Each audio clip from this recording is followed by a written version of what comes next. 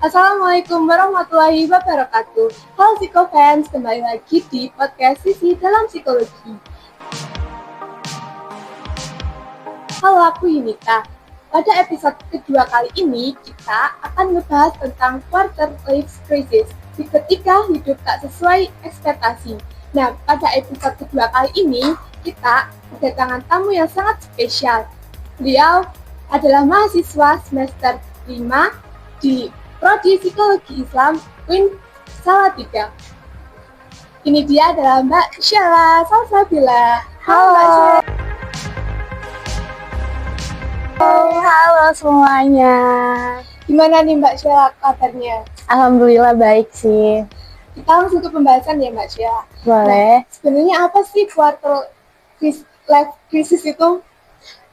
Kalau menurutku ya, ini berarti based on my story aja kali ya. Yeah. Dan setahu aku, kalau misalnya quarter life crisis itu tuh diambang kebingungan gitu. Kondisi dimana kita tuh lagi bingung antara nanti tuh kedepannya kita mau seperti apa sih, seperti itu. Lebih ke masa depan kita akan seperti apa, apakah akan sesuai dengan ekspektasi kita atau enggak kayak gitu. Jadi ya pada intinya quarter life crisis itu masa-masa dimana kita tuh sedang merasakan kebingungan, nanti tuh akan seperti apa kehidupan kita ke depannya, seperti itu. Takut kalau misalnya ternyata nanti itu tidak sesuai dengan apa yang kita harapkan sekarang.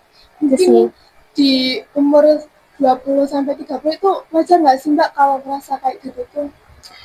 Kalau menurutku sih wajar ya, karena aku pun sekarang lagi di masa-masa umur-umur segitu ya gitu. Jadi karena kan kalau misalnya di umur 20-30 tahun itu justru di mana masa-masa mereka itu masa transisi gitu. Yang awalnya biasanya banyak bercandanya, banyak yang kalau mungkin di usia-usia sekolah, kuliah, terus kalau misalnya setelah lulus daripada itu mau ngapain gitu, atau setelah melaksanakan itu mau ngapain kayak gitu.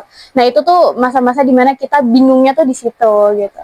Jadi di umur segitu tuh emang wajar ya kita ngerasa kayak bingung kita mau gimana, tujuan kita tuh mau apa gitu, sangat wajar ya Mbak? Wajar sih, karena itu emang masa-masanya menurutku. Nah itu tuh apa sih penyebab dari kayak kita bingung, cemas buat mikirin kedepannya itu apa sih?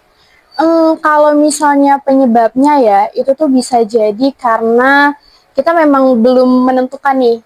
Yang pertama, kita belum tahu diri kita itu seperti apa, belum kenal dengan diri kita itu siapa, seperti itu. Lalu kita juga belum menentukan ke depannya itu kita seperti apa, akan seperti apa begitu. Dan sebetulnya kalau misalnya kita udah tahu nih dengan diri kita itu siapa, kenal dengan diri kita itu bagaimana, maka nanti ke depannya pun terkait dengan apa yang akan dilaksanakan ke depannya, apa yang terjadi di masa depan, itu biasanya kita bisa mulai nyicil gitu loh, dari sekarang-sekarang bisa mulai nyicil, terus juga kita bisa mengantisipasi hal-hal yang sebenarnya bisa bikin kita kecewa, bisa bikin kita apa ya, nggak, kalau misalnya ada hal-hal yang memang bisa bikin kita itu takut kayak gitu, kita bisa mengantisipasi gitu dari jauh-jauh hari. Kalau misalnya kita udah kenal sama diri kita sendiri, itu sih. Misal nih, kita kan sering ya buka TikTok, buka Instagram, melihat nih orang-orang tuh kok ya Allah udah punya ini, udah punya itu, kok dia udah bisa gini, bisa gitu. Itu gimana ya Mbak, biar kita tuh nggak ngerasa kayak terbebani gitu loh dengan ekspektasi-ekspektasi kita, kayak mereka, pengen kayak mereka gitu. Oh ya, kalau misalnya itu kan memang ya, kalau sekarang itu media sosial itu tentunya kan jadi salah satu faktor juga. Kita tuh selalu membanding-bandingkan dengan orang lain, overthinking dengan, oh kok dia bisa ya, aku bisa nggak ya sama seperti dia, kayak gitu. Nah, kenapa hal itu terjadi? Karena ya tadi itu, kita belum menemukan passion kita tuh ada di mana gitu. Sehingga ketika orang lain itu sudah menemukan, mereka itu bisa di bagian apa, seperti itu, sedangkan kita di sini belum, sehingga kita merasa tertinggal gitu dengan orang lain.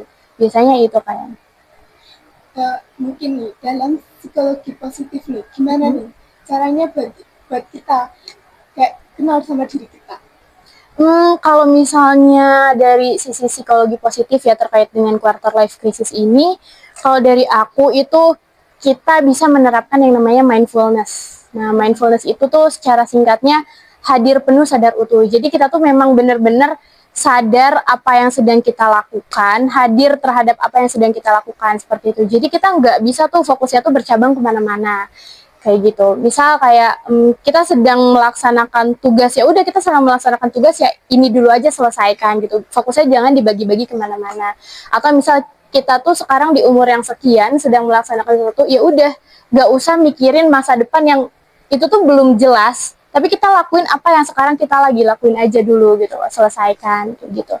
Atau mungkin aku pernah baca buku, kalau teman-teman tahu, aku juga yakin sih pasti teman-teman tahu salah satu buku ini, namanya tuh Filosofi Teras. Di situ kan membahas terkait dengan stoicisme gitu, yang dimana di situ tuh membahas terkait apa yang bisa kita kendalikan dan apa yang tidak bisa kita kendalikan kayak gitu.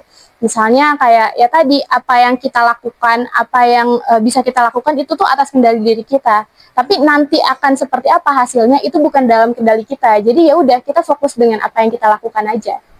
Gitu sih. Oh, jadi kayak kita tuh harus ini percaya dulu ya sama diri kita dulu, habis itu ya kita semua pasrahkan sama yang di atas gitu. Iya, betul sekali. Kalau di dalam sisi Islam nih gimana itu? Kalau dalam kita lihat ya dari kacamata keislaman, kayaknya tuh teman-teman juga udah gak asing dengan kalimat ini. Ini tuh salah satu ayat dalam Al-Quran juga ya.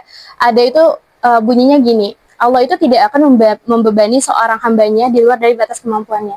Jadi apa yang terjadi, apa yang kita hadapi itu sebetulnya ya kita bisa menghadapi itu gitu.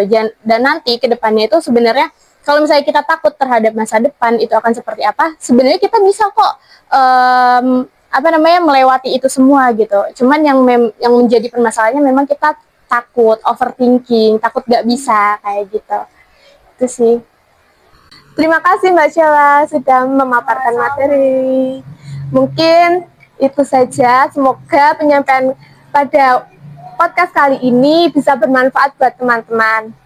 See you.